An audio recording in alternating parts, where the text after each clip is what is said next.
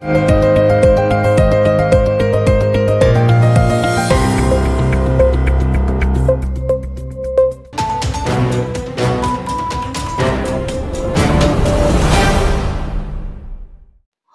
জেলা মৎস্যজীবী লীগ সভাপতি ও মাধবপুর উপজেলার বঙ্গবন্ধু একাডেমির কেন্দ্রীয় কমিটির সাংগঠনিক সম্পাদক এস.এম. জুয়েলকে গ্রেফতার করেছে সেনাবাহিনী।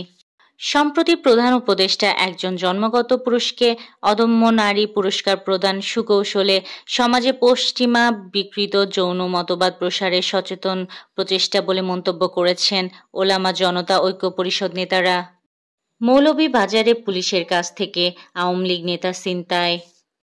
আদালতে এসে কথা বললেই রিমান্ড আর মামলার সংখ্যা বাড়ে বলে অভিযোগ করেছেন সাবেক আইসিটি প্রতিমন্ত্রী জুনায়েদ আহমেদ পলক। ফেনীতে অস্ত্রসহ আন্তজেলা ডাকাত দলের ৫ সদস্যকে গ্রেফতার করেছে পুলিশ।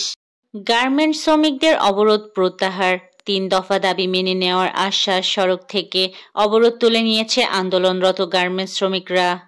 রাজধানীর পূর্বাচলে প্লট জালিয়াতির ঘটনায় শেখ হাসিনা ও তার পরিবারের বিরুদ্ধে দায়ের ৬ মামলায় চার্জশিটের অনুমোদন দিয়েছে দুর্নীতি দমন কমিশন। প্রস্তুত হচ্ছে সেকেন্ড রিপাবলিকের রূপকল্প।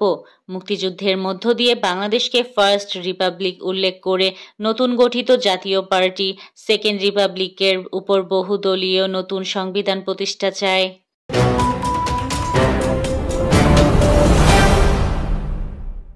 কানাডার নতুন প্রধানমন্ত্রী নির্বাচিত হয়েছেন দেশটির কেন্দ্রীয় ব্যাংকের সাবেক প্রধান মার্ক কার্নি। এর মাধ্যমে জাস্টিন ট্রুডোর অধ্যায়ের সমাপ্তি ঘটেছে।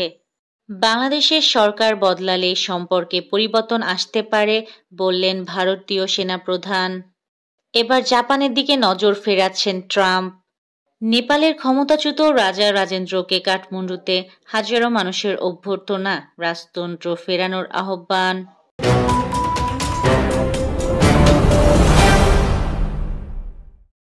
এবার যুব এশিয়া কাপ জয়ের বোনাস পেলেন ক্রিকেটাররা। এবার লিজেন্ডস লিগে কোনো ম্যাচ না খেলেই ফেরত আসছেন বাংলাদেশের ক্রিকেটাররা। এই ছিল আজকের শীর্ষ সংবাদ। সাথে ছিলাম আমি ইয়াসমিন, সুরমা টিভি 24।